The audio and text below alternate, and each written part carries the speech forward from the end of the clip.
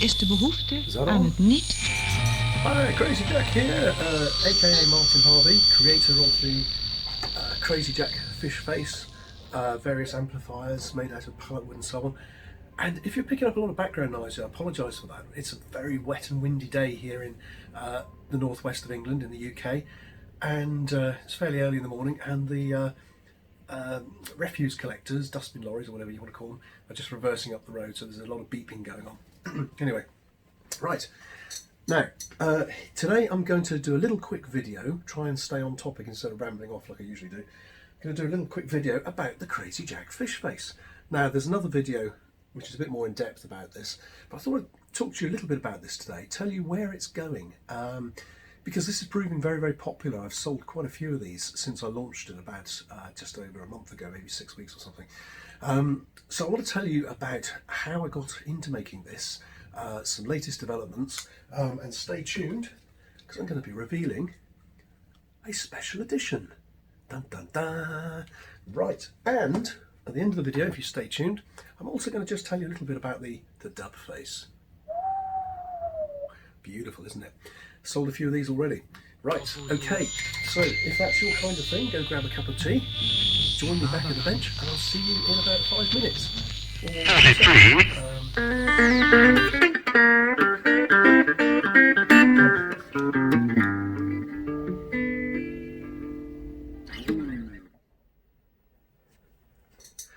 Okay, folks, great. Oh, that's better. Nice cup of tea. Right, hopefully you can see what's going on here. Right, as I said, short little video. I'm going to whip through some of the stuff that's going on with the Crazy Jack FishFACE. Now, let me see. Tuna tins. This is where the magic happens. I love tuna fish. I love eating it. Whenever I make a tuna sandwich, I'm always thinking to myself, it's a shame to throw away such a beautifully crafted thing. I know it's made into like seconds in a factory by the millions or billions around the world, but you know, such is the state of our society these days that we make this stuff and it just goes in the bin.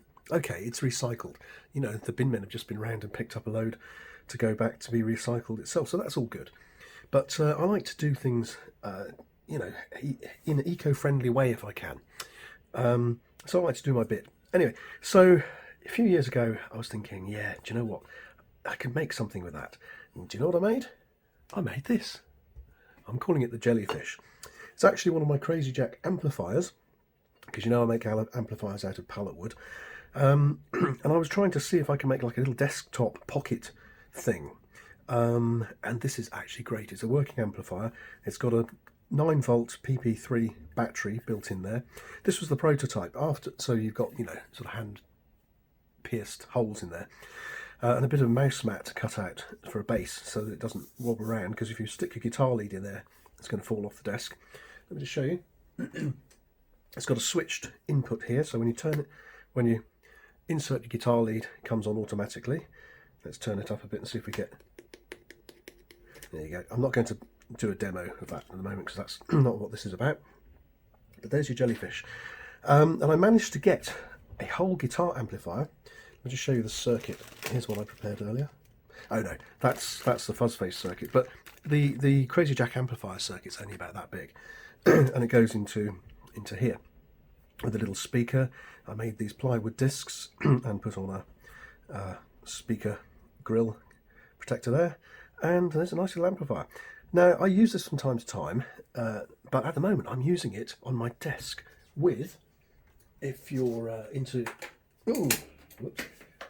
electronics and guitar pedals and things like that, you know something about this. It's an audio probe.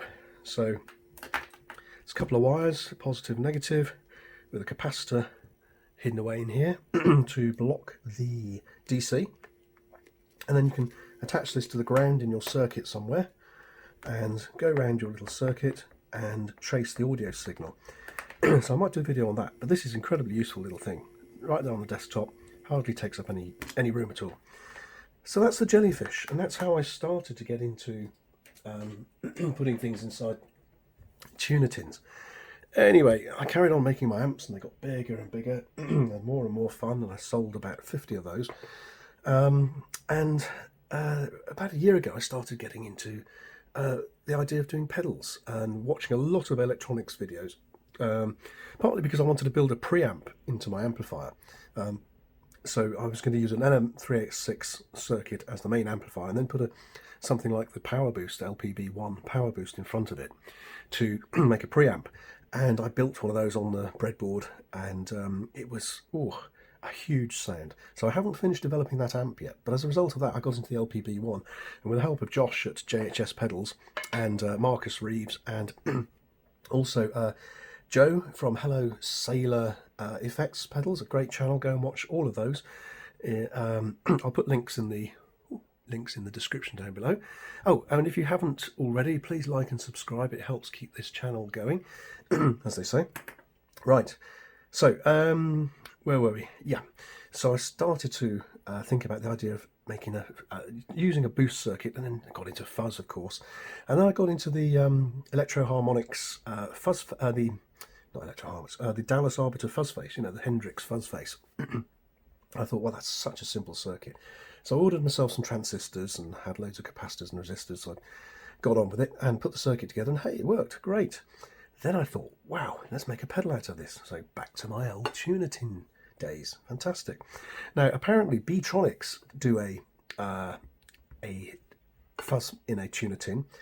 I forgot what they call it, fuzz in a Tuna Tin or something like that. And apparently that's sold like hotcakes. I've seen all the influencers reviewing that.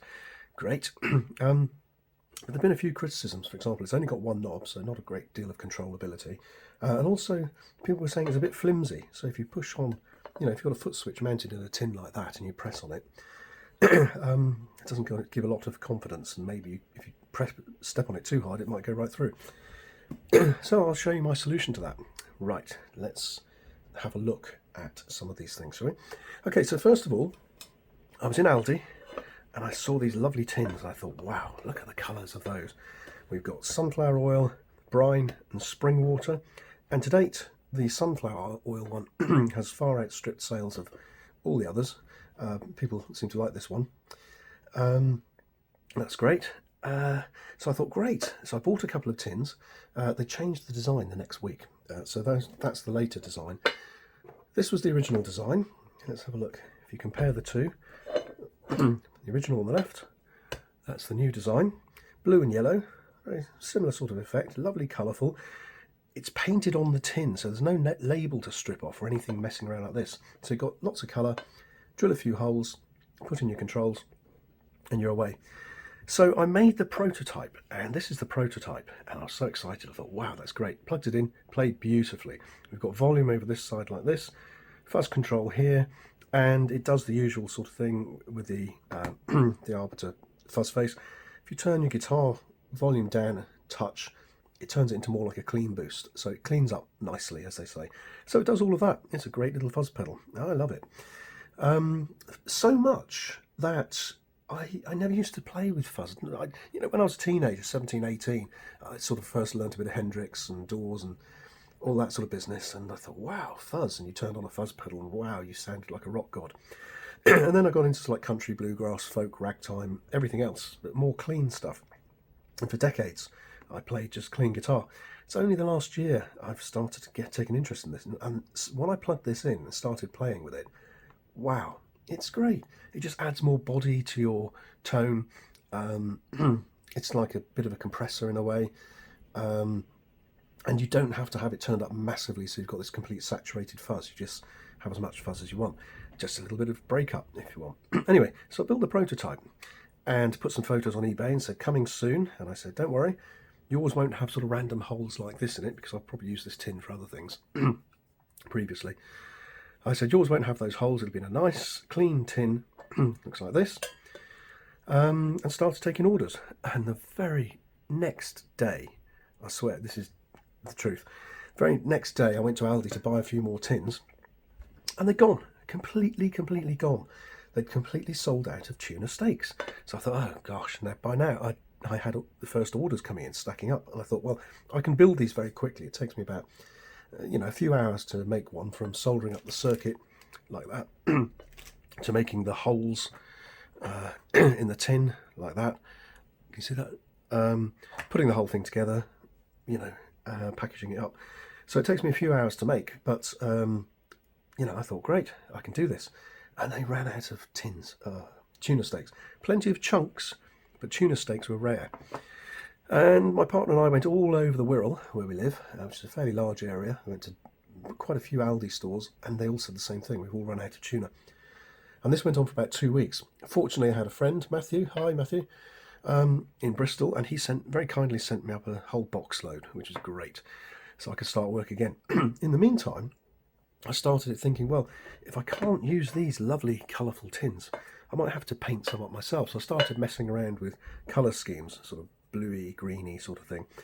And I came up with this, and I made a little template and sprayed a fish on the side, quite like that. Very standard sort of logo. Lots of people use fish logos like that.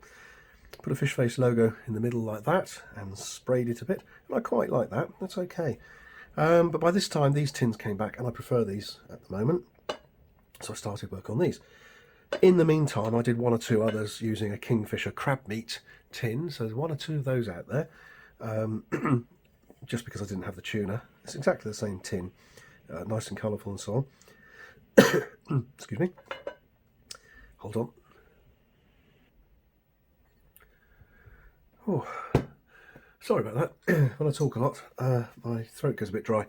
We're all recovering from a bit of a cold allergy thing over here in the UK, and just recovering from that. So my throat might go a bit dry. Sorry about that. Might have to have the old glug of water from time to time. In fact, now. Right, so there we go. So what we do, I thought what I'd do is I'll just show you the last stages of putting this together, how we get to this stage, all the various components, talk a little bit about those, and then I'm going to be putting the final touches to soldering this one together. Now, to tell you a little bit about this one, a customer, when we had the aftermath of the great tuna steak robbery, a few weeks ago, I had to explain to customers, look, really sorry, I've just run out of tuna tins, so your order might be a few days late. And everybody without exception said, oh, that's no problem at all, you know, as long as I get it in the end, that's fine. And I kept everyone involved and said, look, you know, we're trying to get some more tins and so on. And now I'm sort of catching up. Now I think I'm on top of it now. But one customer along the way, I said, which colour do you want? Do you want the original sunflower, brine, or spring water? And he said, oh, I don't mind about the colour. In fact, he said, I'll go with whichever you prefer, because that'll be the craziest, you know, Crazy Jack. I said, okay, fine. So then I thought, no, actually, I'll do something special. And I've been playing around with, as I said, painting these things, if I couldn't get hold of the Aldi ones. But I'd also been playing around with the logo for it and the name, FishFACE and stuff, so I thought I'd do this as a special edition. So I've made this one for a customer, and I've been doing two of these, so I've actually got a batch of two. So this is a special edition, and I'm interested in what you guys think, because I know some people like the appeal of a fuzz pedal mounted in a raw, you know, tuna tin like this. That's got a certain sort of appeal in itself. Others will like the colourful branding like this, and the fact that it says, you know, it's an Aldi tin. It's obviously a tuna tin. Some people might like more custom designed sort of things like this. And as you can see, instead of using the little blue and white plastic knobs in this one, we've got gold knobs to go with a shiny red, metallic red. I'm interested in what you guys think. If you would like to see my own designs, more colour, hand painted and all that sort of business in it, a bit like, say, Joe from Hello Sailor Effects, you know, he sort of custom designs all his pedal enclosures, and that's, you know, comes up with some great stuff. I don't want to sort of get too deeply into it, but I do like doing things. Did I tell you I'm also a children's author and illustrator? I'll have to show you my book. I'll show you the book at the end of the video, so stay tuned, and if you want to support the channel, you can buy a copy of my book. It's called Squiggly Pete and the Curse of the Monster Zombie Mushy Peas. It's perfect for ages 5 to, say, 11 or 12. It's a fantastic book. I'll show you at the end. Anyway, so I do quite a bit of illustration myself. In fact, here's a picture from the book I'm working on.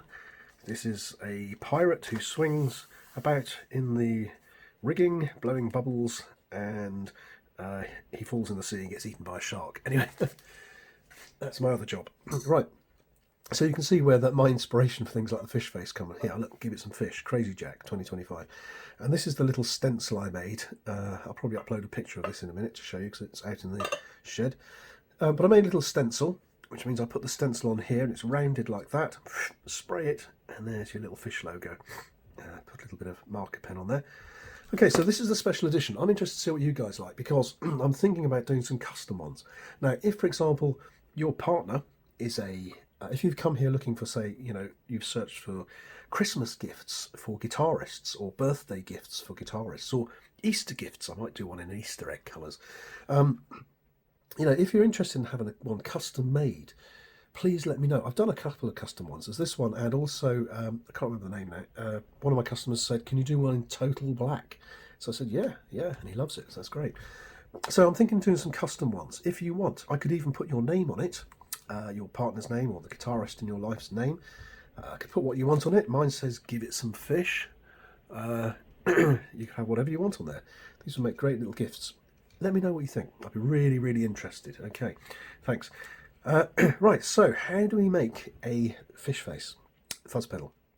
Okay, obviously, first of all, we start with the tin. And I've got a little contraption I made. I took a pair of pliers and I put it on a big stand, and you go like this and move it around, and it crimps down the edge inside here. Because when you pull the lid off, there's two types of tin. One you open with a tin opener, which leaves a lovely smooth inside there. That's great. But the tins I'm using, these ones, have the pull ring thing. So you're left with a very sharp rim around here. So I go around, crimp it all down. So that's nice and safe. You're not going to hurt yourself in there. I mean, to be honest, who's going to be poking their fingers around inside one of these apart from me building it? Anyway, so we get the tin, we clean it out perfectly in the first place, thoroughly cleaned. And then I use this special super disinfectant stuff to get rid of any remaining smell, and it's left for a few days and sprayed again. So by the time it's ready to work with, you won't smell a thing. Not only that, but with all the electronics inside, and I use a little bit of epoxy glue and some super glue here and there, a few things like that, and then coat it with a protective coating, especially for electronics. By the time you've got all that in there, it smells of electronics. You won't smell any fish, I guarantee that. Okay, so there we go. So we start with the tin. And what we could do, let me just see if I can, right, let's use this one for demo purposes.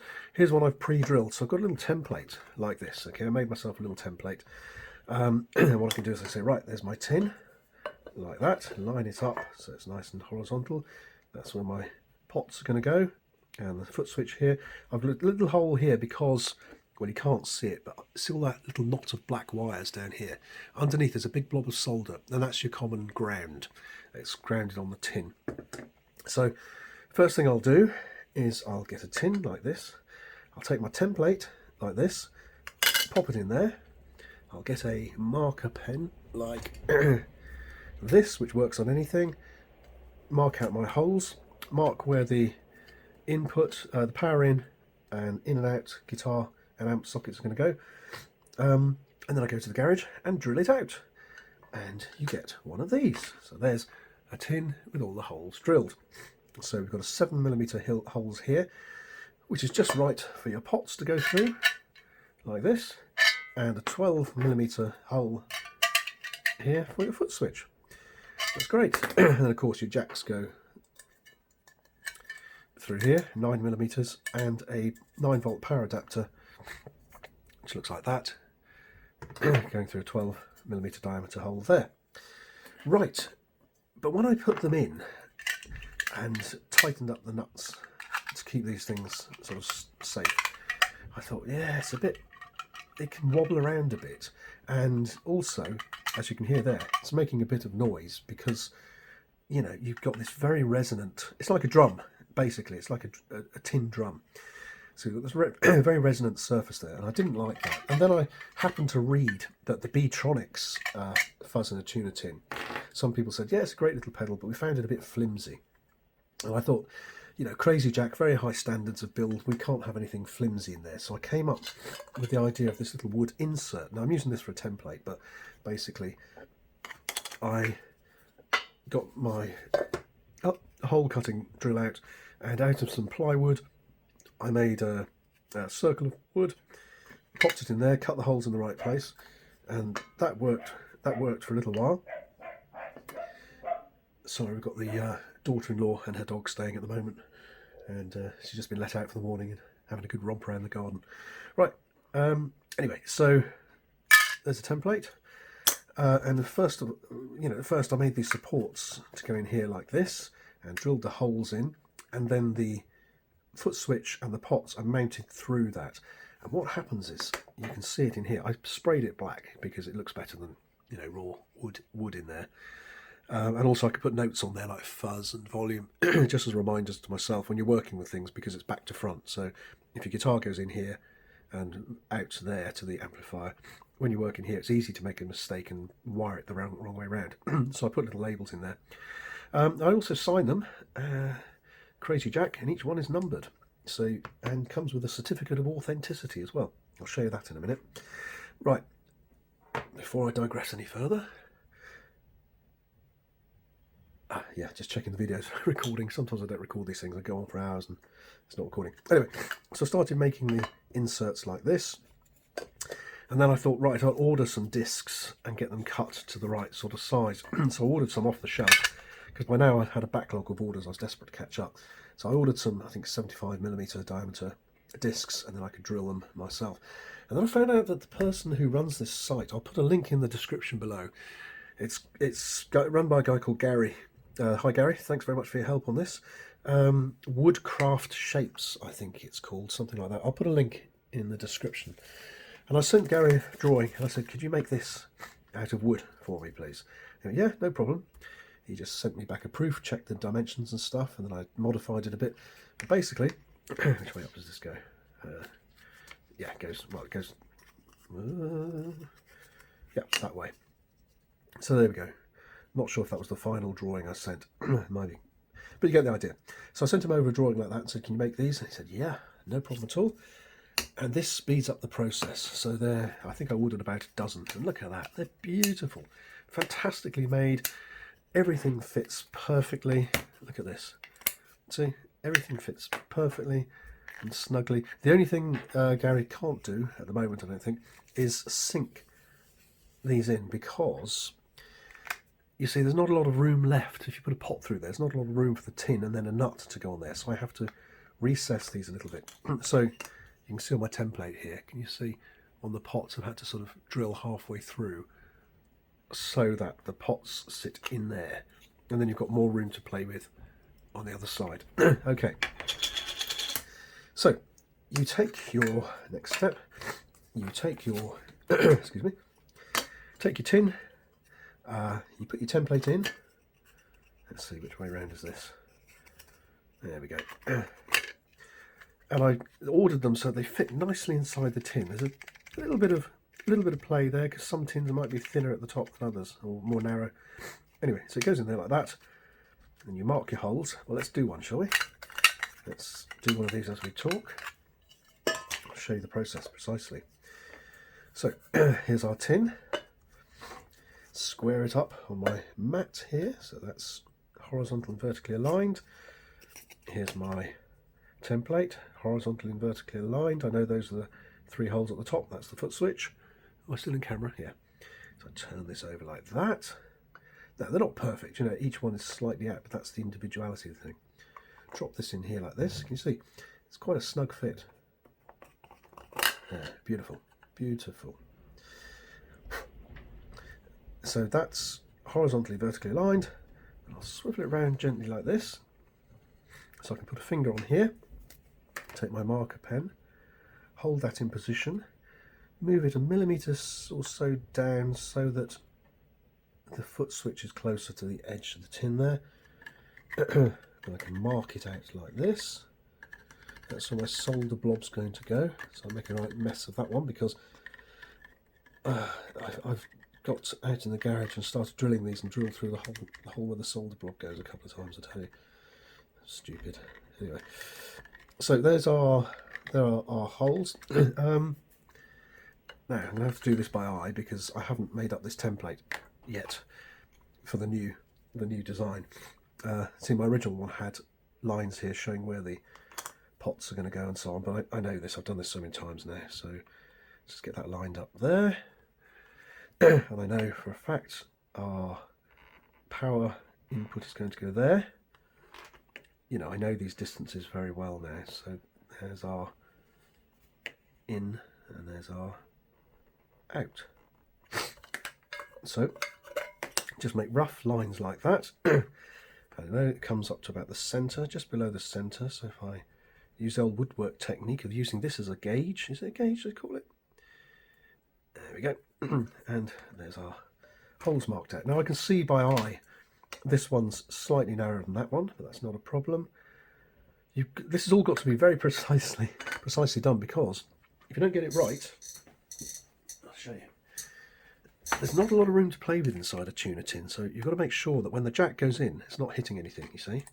So you've got to make sure you leave enough room. There you go. See? So, it's important to get these things right to the thousandths of an inch.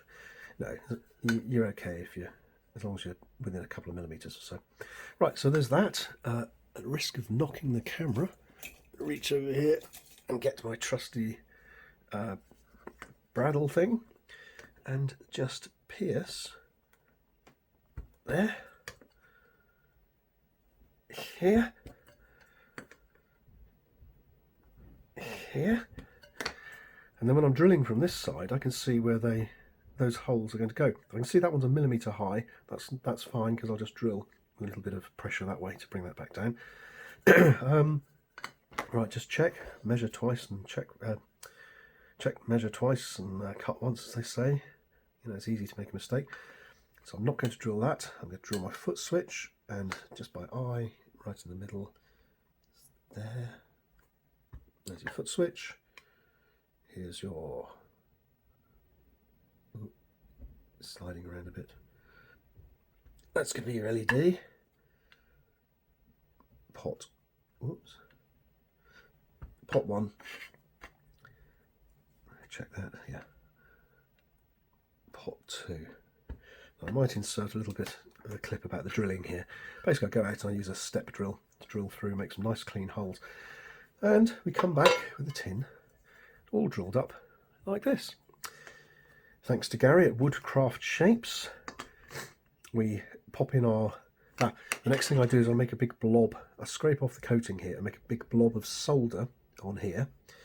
And I take a bunch of wires to make a star ground.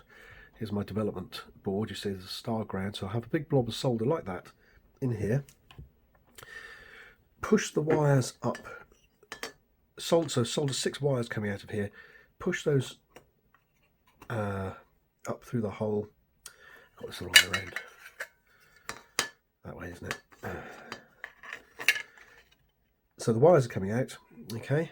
And then I'll take the foot switch like this, throw away some of the washers we don't need, pop this through here, whack that washer on there, this one on here, and then I'll so there we go. So that's starting to take shape.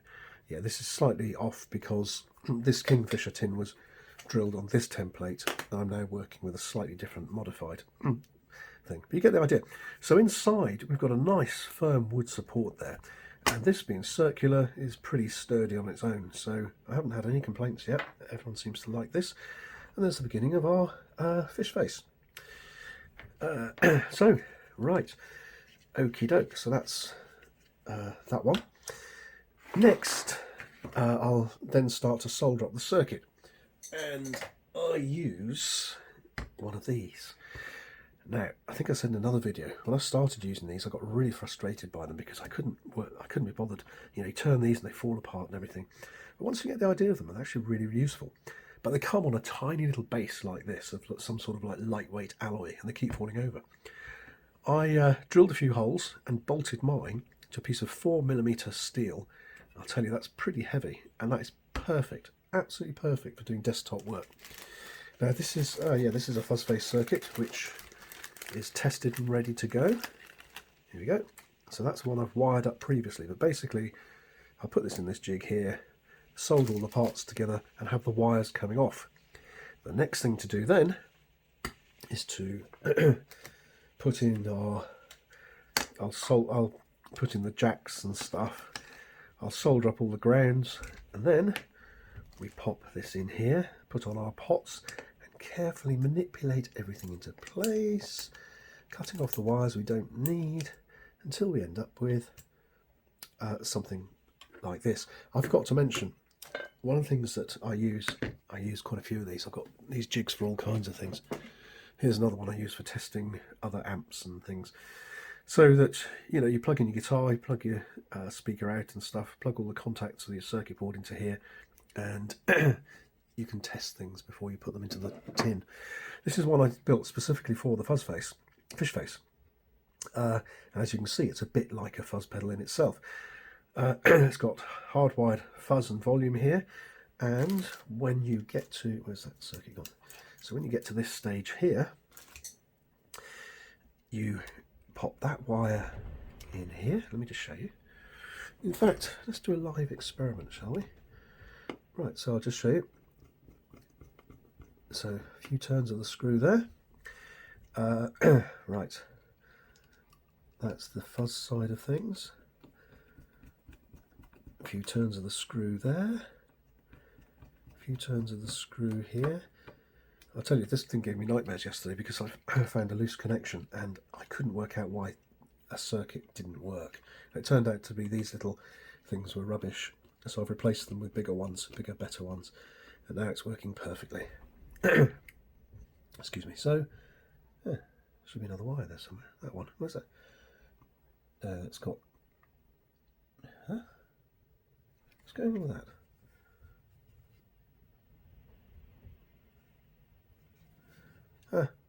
Just got stuck in there. I thought, if I soldered that to there, no, just got stuck in there. In that split second there. Right, here's our input wire. And I colour code everything, and it makes life so much easier. You don't have to go, oh, which wire is this, and trace it all the way back. Just go, yep, that's the power, red, black, ground, obvious. Yellow for the signal, brown for the returning signal. Blue and white for LED. Job done. Right. So pop in our... Okay, so that's the fuzz and the volume. Temporarily wired up to this. Have we got everything we need there? Just check for loose connections, because if these things aren't connected properly, you won't get any signal. It'll be a mess, and you'll be tearing your hair out trying to work out what's wrong with the circuit when it's actually the board. Okay, so a little bit of power. Here we go. We need an amplifier. I've got one on my desktop, built into my desk actually. So that's guitar out. Turn the... There you go. Hear a little bit of electrical hum there coming through. So that's working. And plug in a guitar lead here. Right. So that's bypass signal. That's the fuzz signal. So when I do this, that makes me very happy because I know that's working. Shall we hear it with a real instrument, shall we? Go on then. Warning, more lousy Crazy Jack playing coming up. Find myself a lead. And my trusty favourite Squire custom Telecaster thing with a Crazy Jack relic bridge there and a Crazy Jack pickup. Yeah. Tell me if you're interested in the pickups, because I've hand wound a few of those and I've actually made my own pickup machine. So I tell you, there's no end of crazy inventions at Crazy Jacks. Right, so here we go. Plug in the old guitar over here. Wait, we've got a signal. Right, so let me just...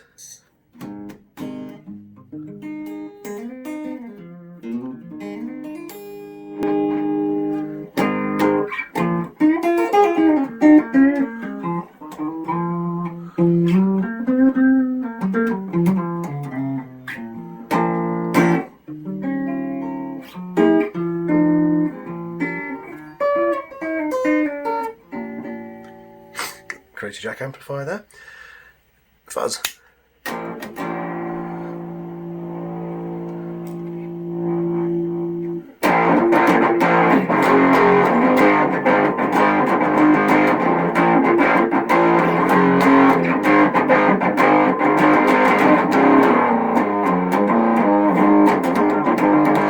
Okay.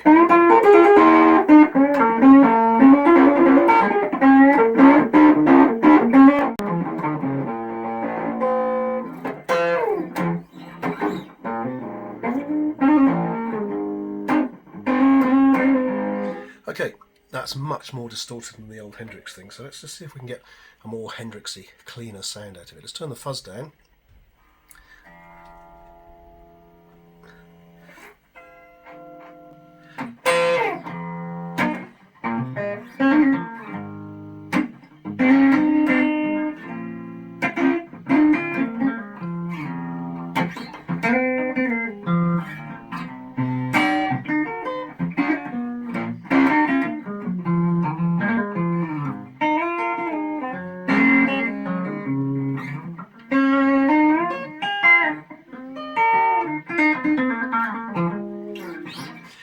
Right, so not quite as clean and chimey as the Hendrix one, but that's what happens if you turn the fuzz right down and turn the guitar volume down a touch.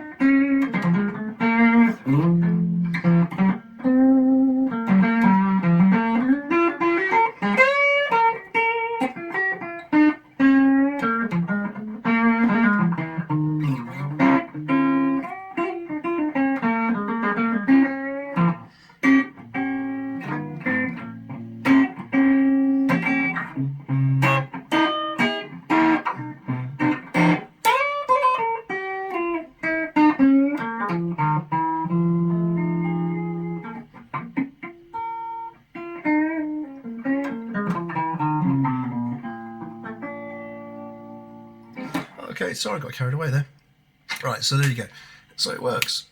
Okay, so there we go. Let's put the old guitar down and unplug all this gubbins. Put away my lead. Right, and so there we go. So this is the stage we get to before we install it all in the tin. So once I've wired up the circuit, I'll put it on this little test rig like this, and there you have it, a Crazy Jack FishFACE FuzzFace clone tested. Right, so the next thing we do then is unplug it from the test rig. So I'll just undo these screws. At this point I'll mark it as tested because I've got half a dozen in a basket up there all ready to go, and the last thing I want to do is have to screw them all into this again, test them, and do that again. I'll test them again before they go out the door, of course, once it's fully assembled. But this just makes sure that at this point in the game, I know for a fact that's a lovely working FishFACE right there. Not much to it, is there? As I said, that's based on the old Dallas-Arbiter FuzzFace circuit. Although it's a silicon one, obviously I don't have the geranium transistors in here. These are silicon NPN transistors, and it's the standard two transistor circuit with your little array of 4 resistors there, which all make a big difference. And I'm going to do a video on something else. So please like and subscribe and hit the notification button, because this thing here, which I've built into a cake tin, I'm loving this. This is the circuit, okay? This is your standard Dallas-Arbiter FuzzFace. You've got your signal coming in here. Q1, transistor 1, transistor 2 here, they're actually underneath. And then we've got R1 here, R2, R3 and R4. A couple of capacitors and my optional resistor on the fuzz pot, which stops it getting too wild, so you can sort of turn it off for maximum wildness, or if you want to tone things down a bit, there's that little switch here. And the purpose of doing this is because, yes, you can get a lot of tones out of it using the two knobs that come with the FuzzFace or the FishFace, but I wanted to experiment with these resistor values. So here's my, instead of using resistors like this in here, I'm using pots roughly in the same sort of area as the values of the original resistors, which means I can turn them up or down to fine tune. It's it's what they call biasing, to bias the signal one way or another around those two transistors. The plan is to home in on some really nice tones out of this one and then put that back into this thing so that I can choose the exact resistor values based on the sound that I really like here. And then it occurred to me, this is a lovely little pedal in itself. Wow. Imagine if you too could design your own fuzz thing. And I decided that's a really good idea. I'm going to call it Fish Fuzz, Fish Making Fabrication. Fuzz Factory. Perfect. Then I found out someone's already made a fuzz factory. You can tell I don't know much about fuzzes in the first place because I'd never heard of that. So I googled it and yes, someone's already done that, a fuzz factory. So I'm going to call it something else. I can't remember now what I had in mind. But this will enable you to design your own fuzz sound. I think that's going to be great. Anyway, like and subscribe, hit the notification, and you'll find out when that video comes online. Right, so we've got our circuit, and I've already gone ahead and wired on this special edition one that's going out to a customer today. I've already wired that in, and this is where it starts fiddly, because you've got to do things like fit in your output jack there, and I've put a blob of epoxy glue on there because the last thing I want is to put this all together and then that nut there gets loose and starts falling off. So I think you'll see that these are pretty sturdily made. They're designed to last you for years. I don't want the LED wobbling around, so I've put a little blob of epoxy on there. I know it's not great, some people hate epoxy and stuff, but on the other hand there are places where it's really useful and it stops the LED wobbling around. So the circuit's mounted in here. Now, someone, when I first put this on eBay and YouTube, someone said, oh, you're using cheap parts, like 10 quid's worth of parts and trying to sell it for 50 quid. What a rip-off. And it looks like a rat's nest. Now, I think it was actually someone from Anderton's. I'm not joking. It was on an Anderton's video, and I commented and said, would you guys like to see the Crazy Jack FishFace? And I said, go and have a look at it. And they looked at the photos, and it was a highlighted response. So only Andertons have control of that. So they'd highlighted someone if it wasn't one of their own staff. And Andertons, I apologise if it wasn't you, but everything points to the fact that it most probably was. Anyway, whoever it was, fair enough. They said it looks like a rat's nest. It's not all tied in, lined up and perfect.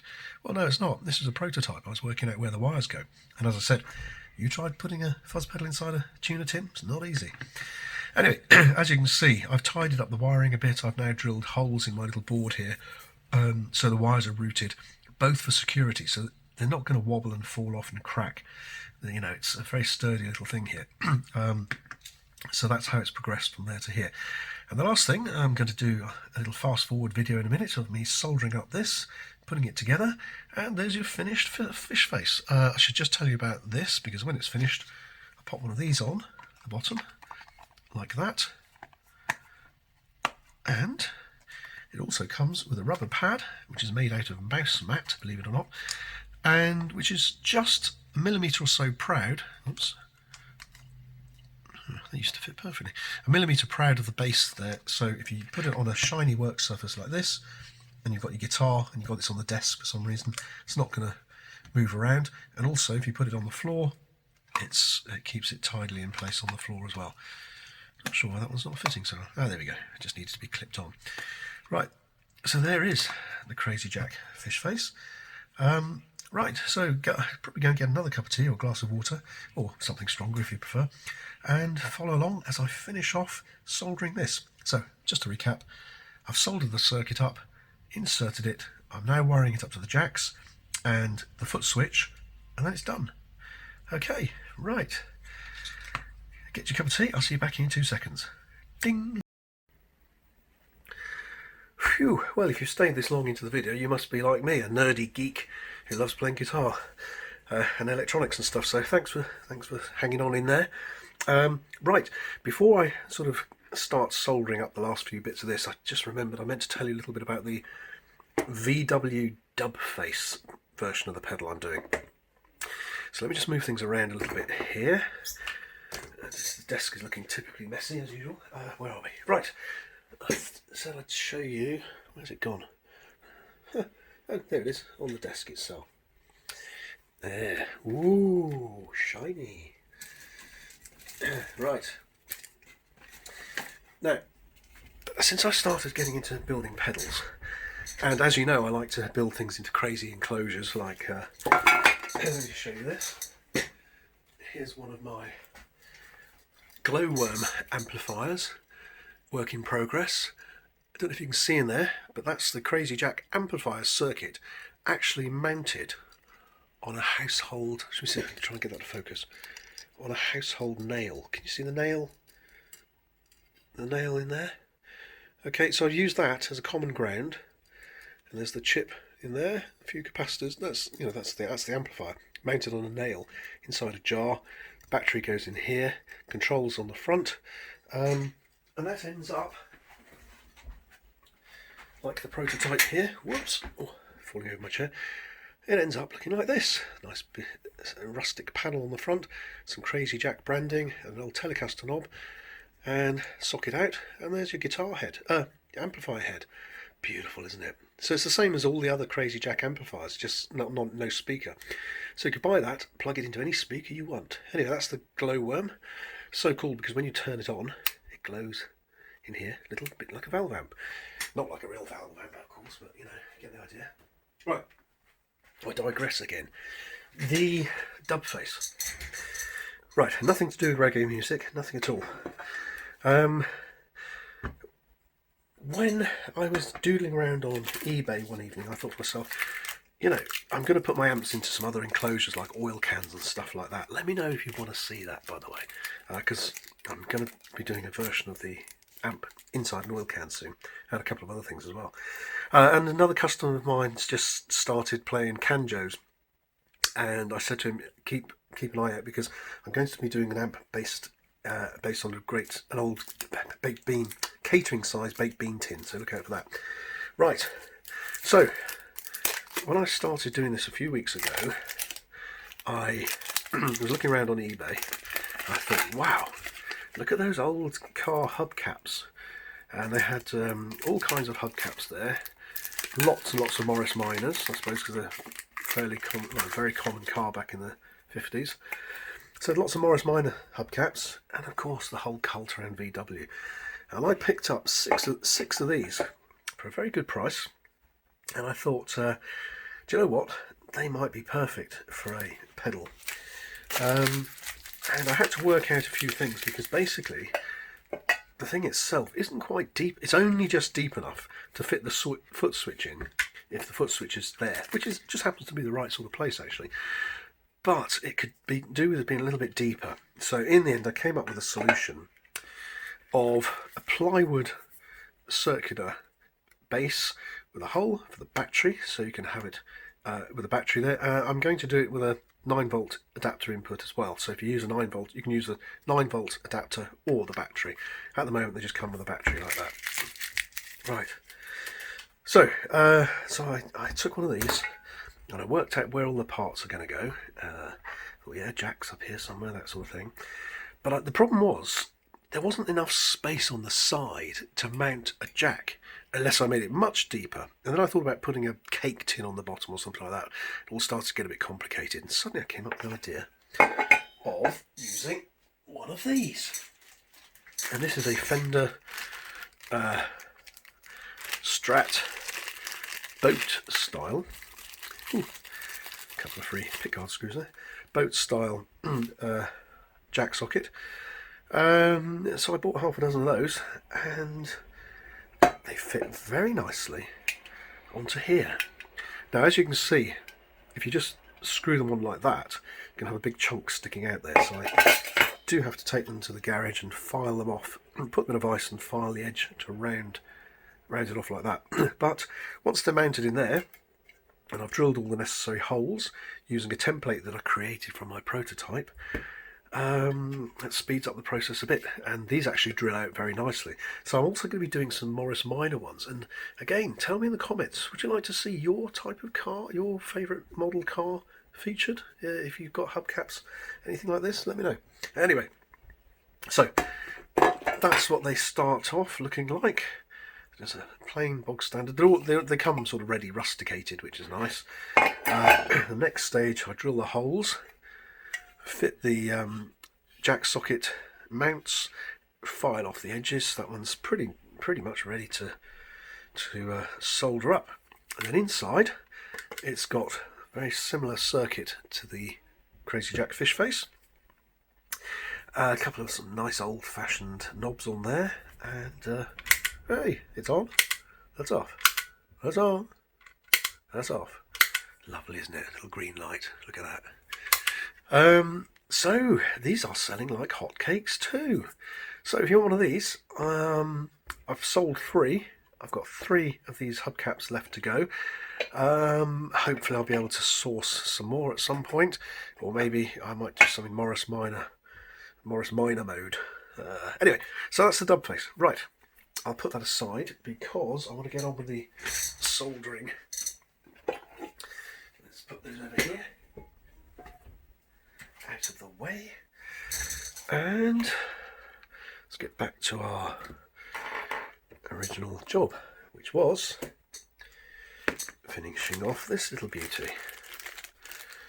Right, I'll tell you, once you get into electronics, you have bits flying around all over the place. Right, that's part of the fun. Okay, right. Big slurp of tea. Fire up the soldering iron. I've got a little foot switch under my desk, which is great, because as soon as I think, oh, I'm going to have to solder something in a couple of minutes, I just hit the foot switch and the soldering iron comes on. It's really nice. Right, so where are we with this? Okay, we've put the grounds to the sockets on. The 9-volt adapter is all wired up. The LED has been put in place and glued in situ. All we've got to do is to wire up the ground wire that comes from the board to the ground that goes into the tin. So that means splicing those 2 black ones together, splice that white one together, that's the positive to the LED, and then fix our signal wires to the switch and fix wires, signal and output from the switch to the sockets. Do the crossover and we're done. Okay, so right, if you're in the mood, please follow along. Right, here we go. Right, I'll need one of these, probably one of these, undoubtedly some of these. Where's it gone? Some of this. I'll probably need some wires as well, but I've got those around somewhere. Yeah, my big box of wire. Hey, there we go. And I keep all the little bits, the offcuts, all go in here, and I use them. I think in all the time I've been building amps and pedals, I must have thrown away about that much wire. I'm not joking. It's all, it can all be used again. Or rather, you know, the offcuts can be used, reused. Right. So, is that iron hot yet? No, there might be some wobbling there, because if I get my soldering iron from over here... Oops, I told you. There you go, see. Hopefully that's the last time. It's going to wobble. Sorry about that. Anyway. Hang on a minute. Let's see if we can move the camera. Right, sorry about that. Had to go and find my blue tack. Right, pedal builder's friend, as they call it. Certainly is. Right, so now with this, okay. Now, I think first of all we'll hook up these 2 little white wires over here, and I'm going to get some heat shrink.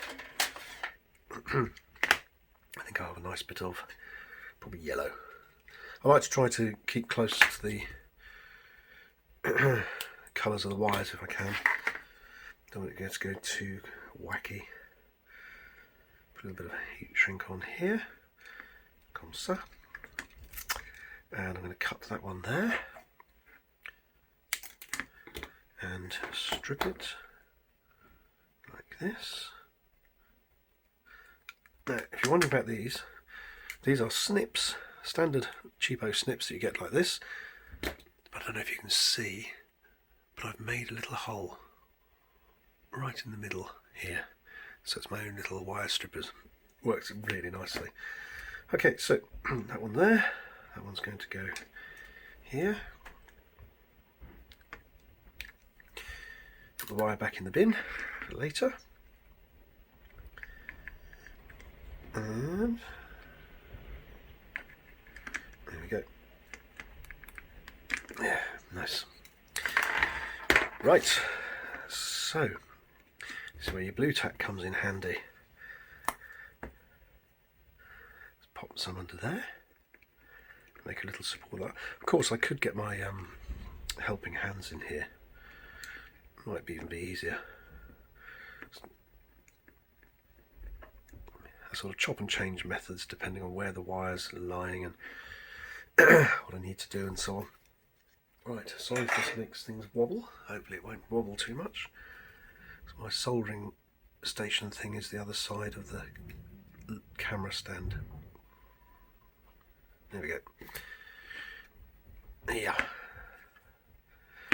Okie doke. I need to get my studio set up a bit better, don't I? Let's move your little, take your blue tack out, move your little heat shrink tubing over there. That's a nice connection. And I felt a bit guilty about using a lighter to do this, but Joe from Hello Sailor Effects said the other day he does the same. It's just because it's dead convenient. Right. Just heat that a little bit. There we go. And a little bit there.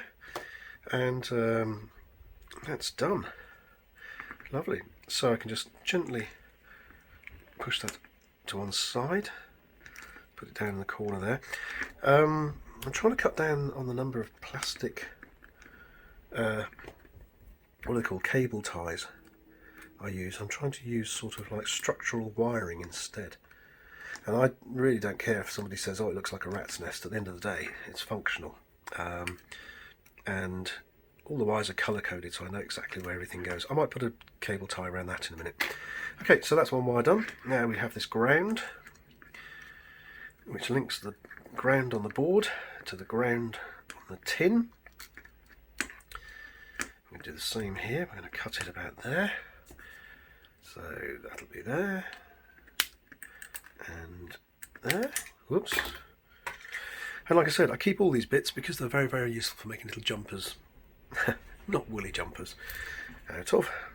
Right. And when I'm making these, I put in much more wire than I need, because once you cut it off, you've still got a good piece of wire, length of wire left. I can make that even shorter, couldn't I, think? You know, rather than having wires wound around all over the place inside, I keep them as short as possible. Ends up being slightly less of a mess.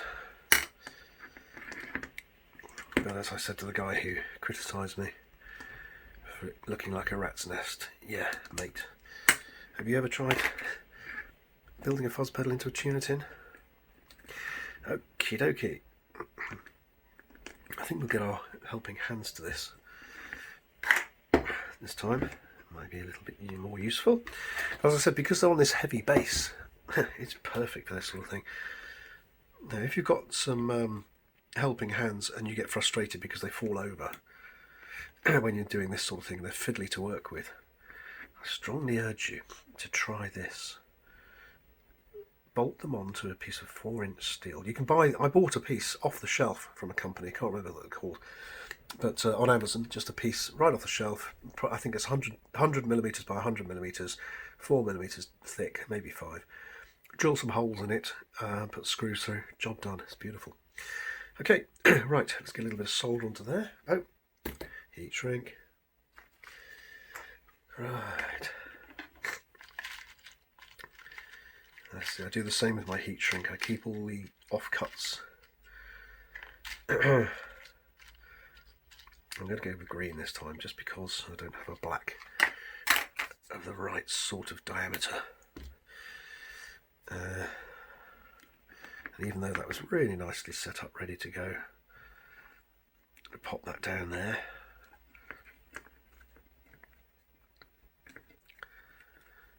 Right. Okay.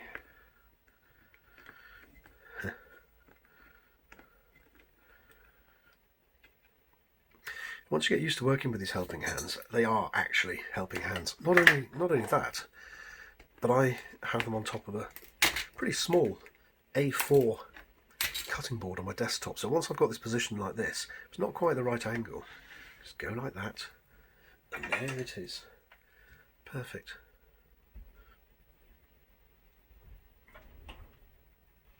There we go.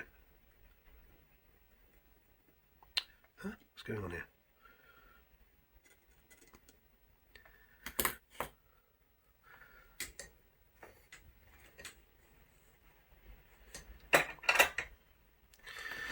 Right, not my best soldering joint, I'm afraid. No, that's good. I could just overheated it a little bit.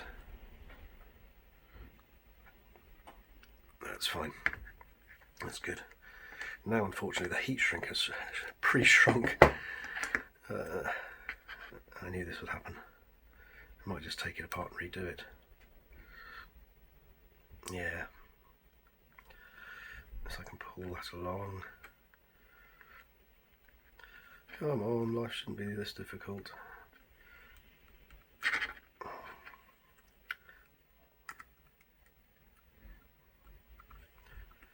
There we go.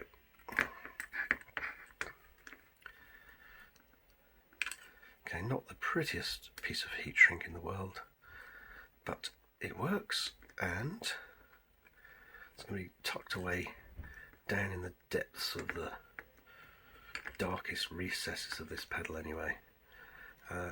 And there we go. Right, bring that out so the heat can get to it. A little bit of brief warmth. And there we go. Lovely jubbly. Move that back around down here and use the ends of my tweezers just to tuck that down under there. There we go. Now the board here isn't actually mounted, it isn't actually screwed down, but it's just held in place by the number of wires going into it there. Right, so signal wires into here. I made a mistake. I can't believe it. Those two white wires shouldn't have been hooked up. They should be going to there. So I'm going to have to undo those. Let's do it now. Let's do it now. Here we go. Right. See, this is what happens when you start to rush things.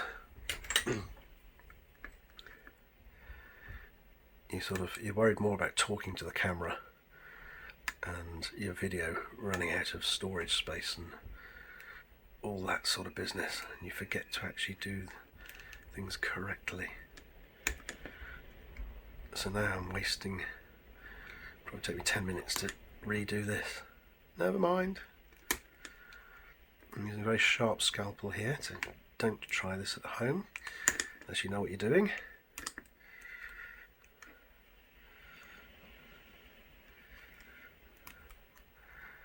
And I'm 62 years of age. So I've got 62 years of experience to draw on of doing things the wrong way and cutting myself. So that's one of the advantages of being old. Your techniques improve. Right.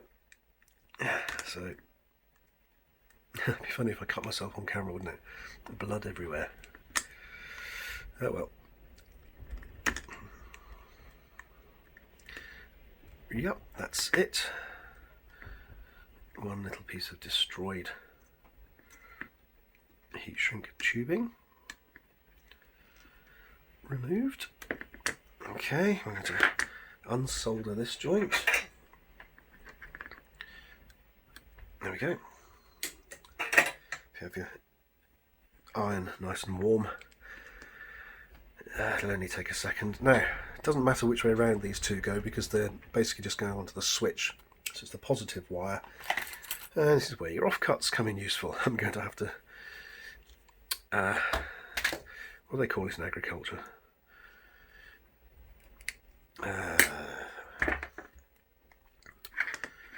You know, when they make hybrid trees.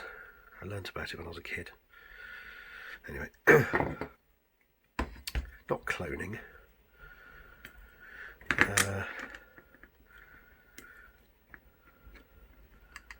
Not splicing. Oh, it escapes me for the minute. Never mind. So St. Cornwall, Madderdoer. Hello to my Cornish friends. I must tell you, I've got a friend who I've known since my teenage years. John, I won't say his surname. John, he lives in a little small village in Cornwall. And he was one of my first influences in playing guitar. He's a great ragtime guitar player, and he writes some great songs as well. And he's still playing, as well as cutting cabbage, because he's a farmer. Well, he manages the farm now, but he's spent a lifetime sitting on the tractor in cold winter mornings cutting broccoli and stuff. Anyway, I send him a Christmas card every year, and I just put John Wallace, Gulville on it. That's all I put, and a stamp, of course. And you know what? Every year it gets there. So that's his claim to fame. He must be the only person in the country who can be found with his name and the name of the village. Right, here we go. Just going to put a bit of heat shrink over that join.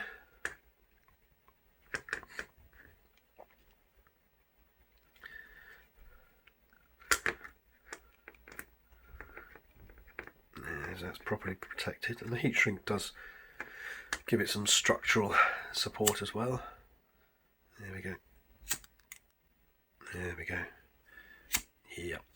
Okay, happy with that. Right, so should we get those out of the way? Might as well. So my two white wires, which are the LED, are going to go somewhere like this onto here, and this one onto here. So now I've soldered that great long piece on there, I'm going to cut it all off again because I only needed about an inch. Is this still on camera? I hope it is. I hope it's not too boring. Right, so cut off some of that. Now, if you haven't soldered things to foot switches before, just give you a little bit of warning. These things, if you put too much heat on them, they melt the plastic which keeps them in place and they'll fall apart. So just be very, very careful. Now, which way am I doing this? This one. Yep. So I'll do this one first. Pull it through there. Yeah, there's enough tension there to keep it in place. I don't even need blue tack or helping hands or anything else. Move these wires out of the way because I don't want to melt anything. But they come in with a monster heat ray. And there we go. Bit of heat, flow in the solder. There we go, take it out. Right, now, I'm just going to show you that because I'm happy with that.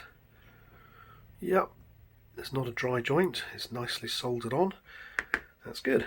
So I'm going to snip off the excess. Don't want to snip it right down. Ooh, it's gone somewhere. Don't want to snip it right down because if you snip off too much, you've got very little structurally to keep it in place and it'll probably fall apart. So there's that one. I'm going to bring this one under here. There's the pliers. Yep. Right, so I'm going to route that one down here. Oh, no, I don't like that like that. That's going to go this side now. Right, so let's tuck that one out of the way. Down here. And you might think, oh my goodness, he's pushing things around all over the place. How clumsy. But I think as Joe from Hello Sailor and many, many, many other people I watch as well will attest to the fact that you're being sort of gentle. You're doing things with gentle strength. Is it strong enough to, achieve what you want to achieve, but careful enough so that you don't destroy things along the way.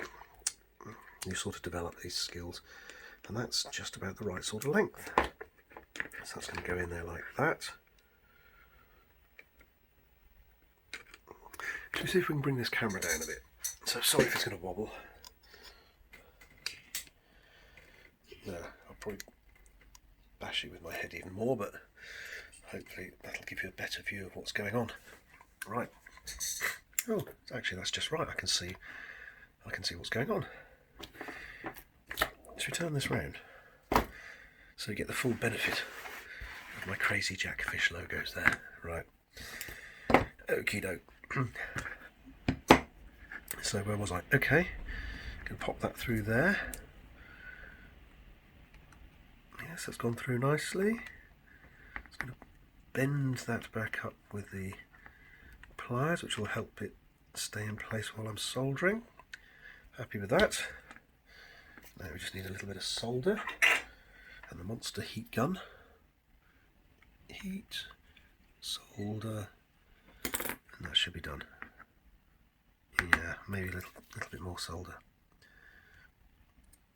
There we go. Yep, happy with that. And there's our LED wired in properly. So I'm just going to tweezers, tuck this wire down out of the way, down here, down here.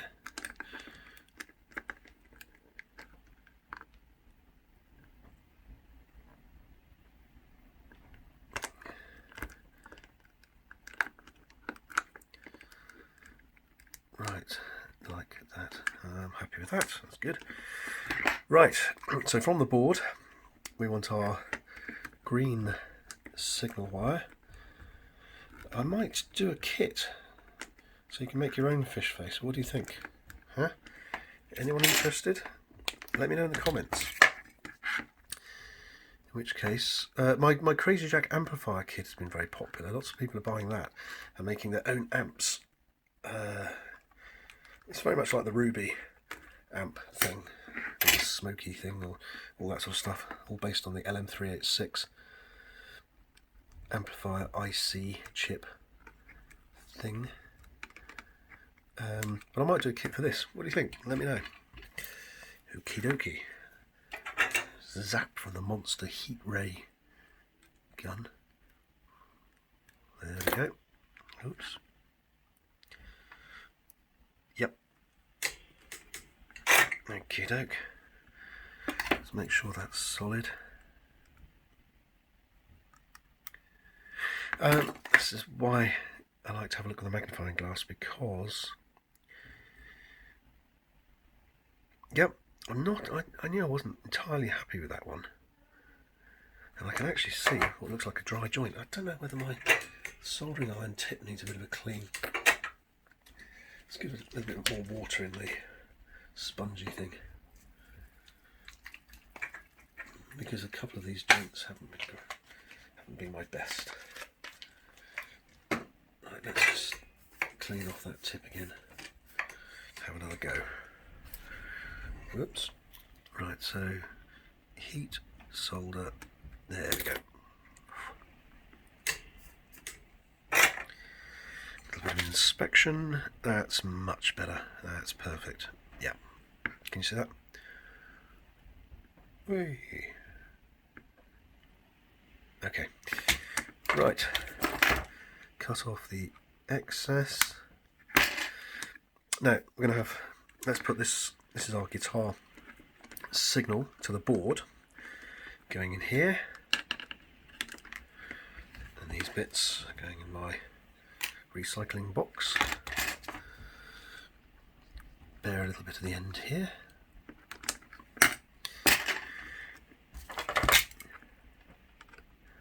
Pop this through here. Now, very often the yellow wire, for some reason, melts. The coating can melt.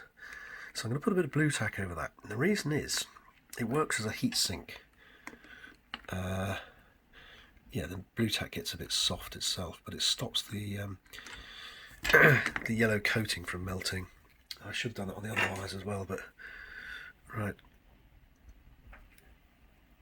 there we go.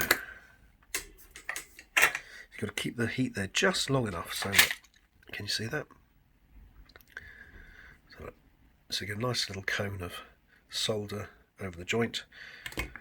Snip off the excess and remove the blue tack.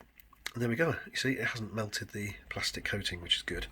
A number of times I've done that and I thought, oh no, and I can't let it go out the shop without correcting it, so I have to take it off, snip it down a bit and redo it to make sure it looks good.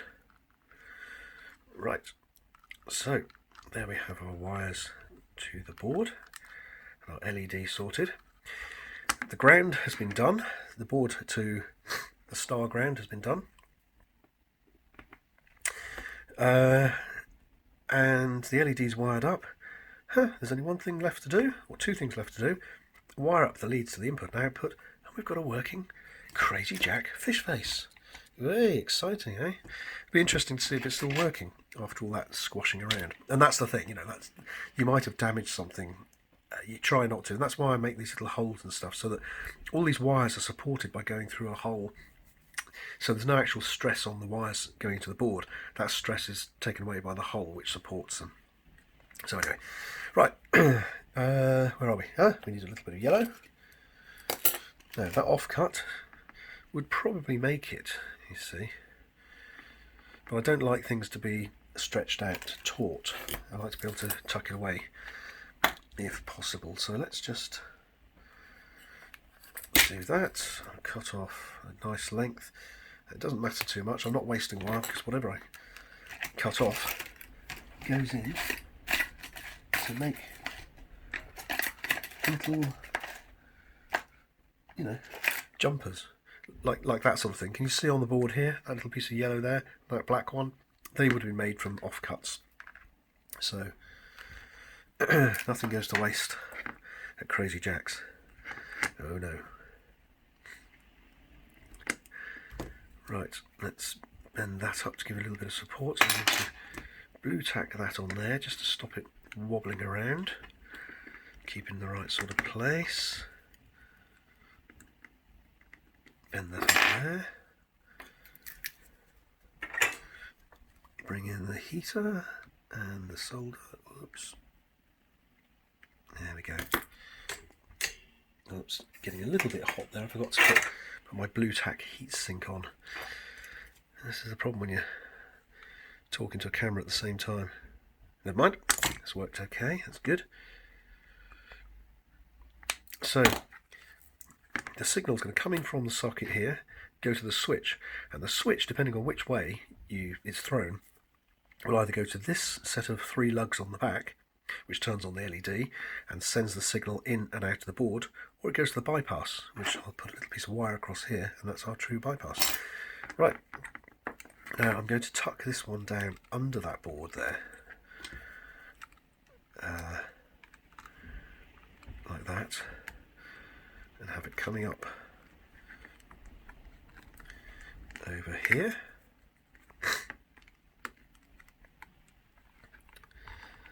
Yep, I like that. As Jim Carrey says, I like it a lot. Now, these aren't too tight because I knew I was going to move them around a bit. So I'll put that up through there, like that. The tension there is keeping it in place, which is lovely. I am going to put a bit of blue tack on here because I don't like it when that yellow stuff melts. And like I say, it does act as a heat sink. Right, here we go, in with the heat and more solder. A nice big blob of solder on there so that joint's not going anywhere. Lovely jubbly. Take the blue tack off, clean up the little snippet there, and that's nice. It can go under there, back around under there. That's good. Yeah, so can you see? try and keep it tidy, and because the wires are sort of wrapped around the board itself, they sort of suspend it. So I've made sure I've put some insulation on the back, so it's not going to be shorting against the pots or anything like that.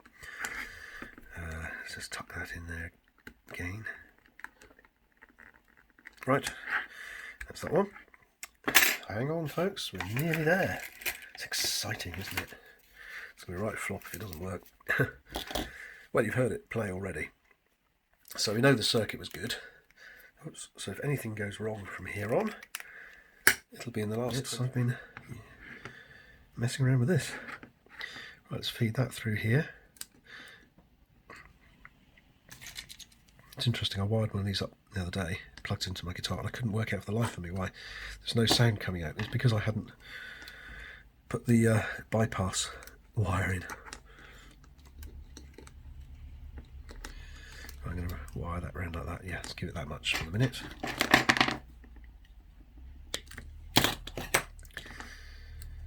Okay.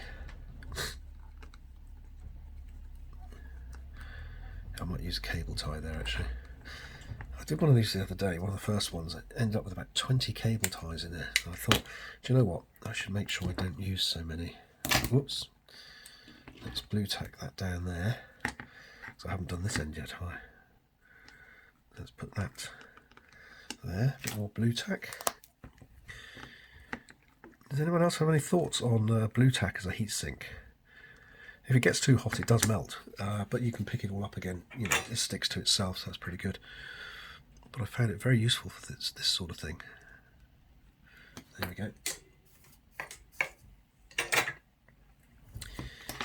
Okie dokie. You know, we can plug this in right now. In fact, I'm going to do that because I don't want to waste any... Oh, hang on. Sorry, whoops. I was going to do that. Let's pop that under there. That's going to go under here.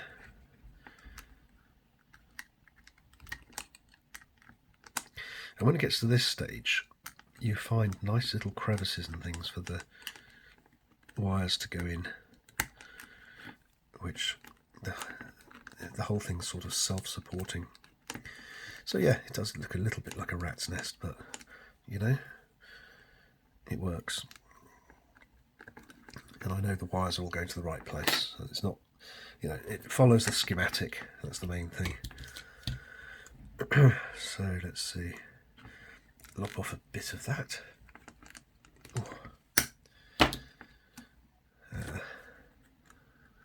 Pop this into here. Right, yep, let's not spoil the boat for a heap of the tar, as they say. And a nice big blob on here to finish off. Remove said blue tack, and this should work. Should we try it out? Should we try it out? Yeah. So here's my amp on the desk. There we go. Output that side. We need some power. Hey. Oh, isn't that beautiful? Look, with the red light. Now, this is the moment of truth, folks. Where's my red thing? So if I plug this in here...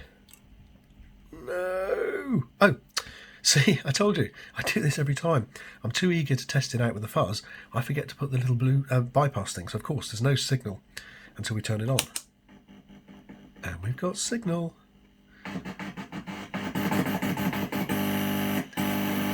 That's fuzz. FishFACE fuzz. The best kind. Right, folks, I'm happy with that. That's going to work. So the only... I won't test it with the guitar now. I know that works. So the only thing we need to do is a little bit of the true bypass wire. And even though I could just have a tiny piece of, say, off-cut, you know, component leg, like a piece of this, which would do the trick. No, I I'll use one of my little offcuts. Like, hey, see, there's one.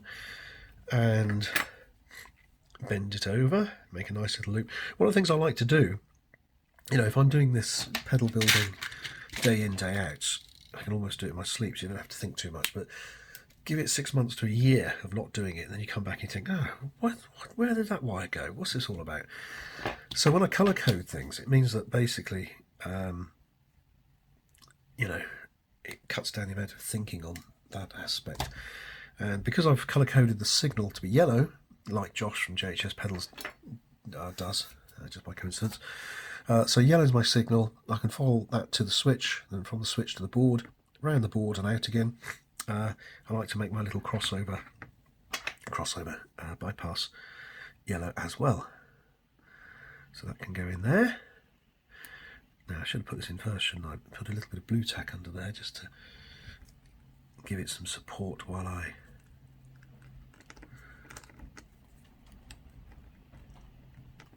right. Now this piece of wire is so short, I know it's going to melt the coating, so I'm going to literally encase it in blue tack. It's in the right position, I'm happy with that. There we go. And now we can solder it in. I hope I'm not floating off camera there. Solder it in with a little bit of this. Oh, I turned my soldering iron off. Sorry about that. Right, okay, it'll take 30 seconds or so while that warms up again. Right, let's have a slurp of my tea. Ah, nice. Go check out Craft Wood Shapes if you're interested in anything like this, because this guy's great. As I said, I sent him a drawing and they came back perfectly fitting for this. Lovely. Right, let's see if my solder is warm enough yet. Soldering iron. Yeah, that's just about there. So, right, where are we? Where's it gone? Oh, there we are, down here. 1, 2, 3, solder and out. 1, 2, 3, solder and out. Do they look okay? Let's have a look. Yep. Not sure. Just going to do this one again. Add a little bit more there.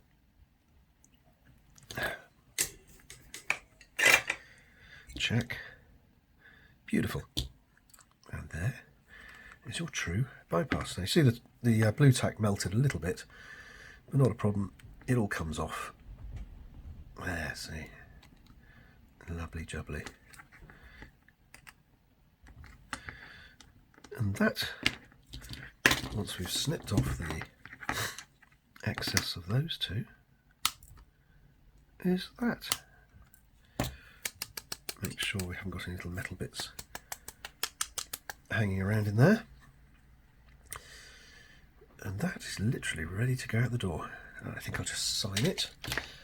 I believe this is, yeah, look, number 17. Can you see number 17 down there? Crazy Jack 2025, number 17. I put the number in there to start with because I'll probably forget it by this time.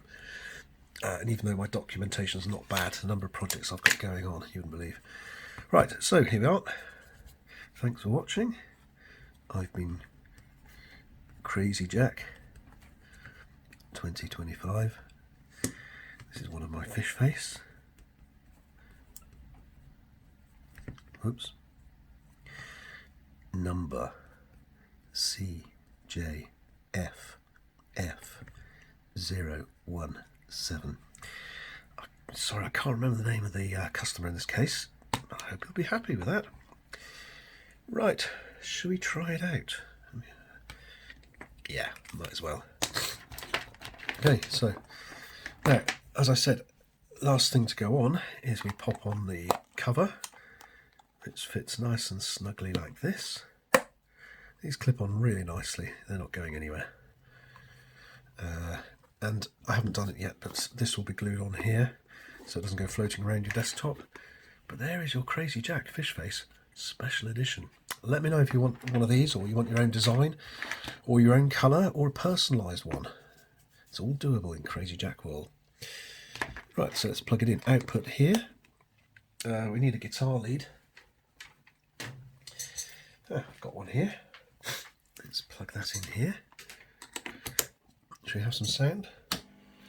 There's the amplifier. Buzzing away because I've got so much electronics stuff on the floor and around. The soldering iron. Yeah, did you hear it change then? Soldering iron creates so much noise. Right. So that's... oh dear. Oh, got no power. So that's off. That's bypass. That's no power. I thought for a minute there I destroyed the bypass bit. Hey! Fuzz sound. True bypass. Right. Let's get a guitar. Let's see how this thing goes. So once again, using my trusty Squire telly. This is lovely.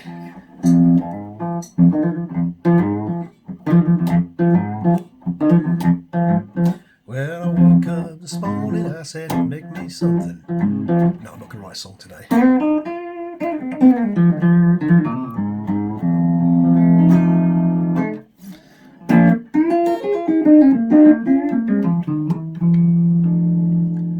Well, there's a red house over yonder. That's where my baby's gone.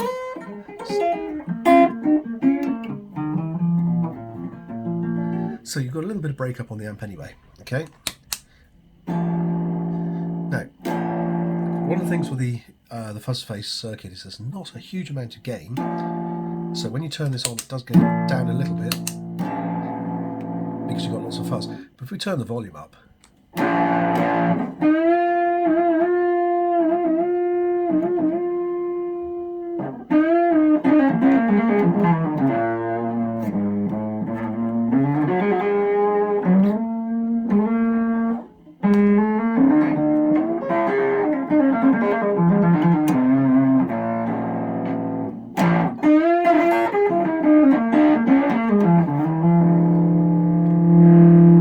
give us more fuzz.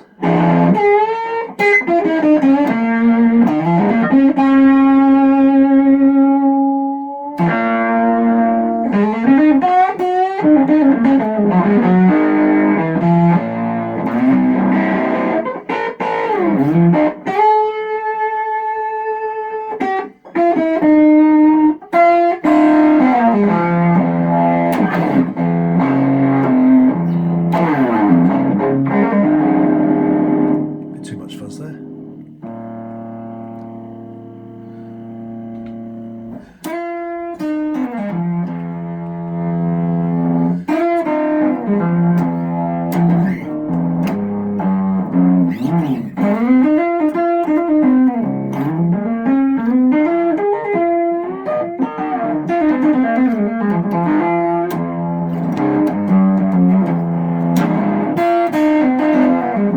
Hey Joe,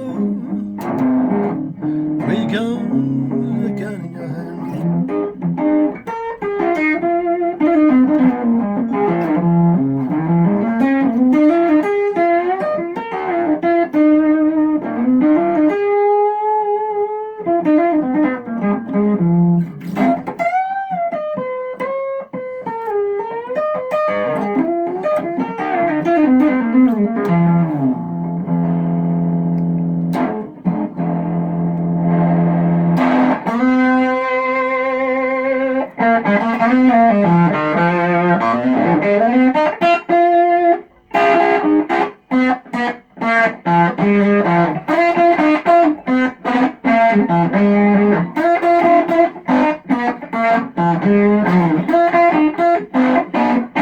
I didn't even know I could play that.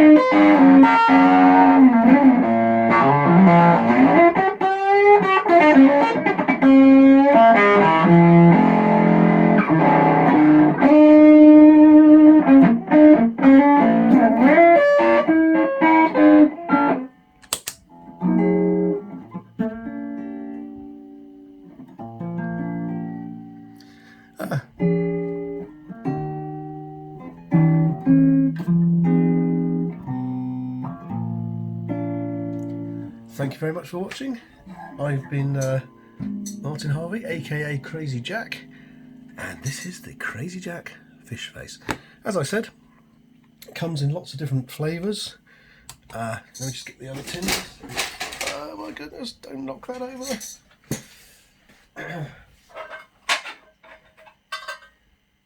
At the moment we're doing the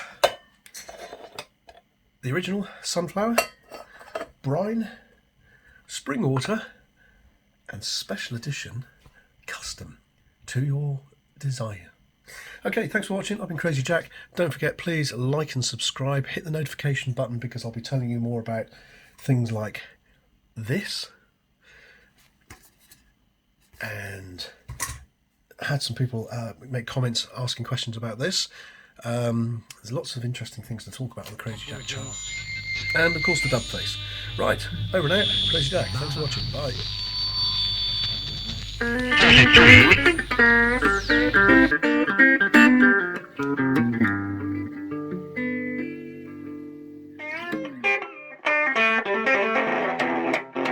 Telecast a man, tail in my hand.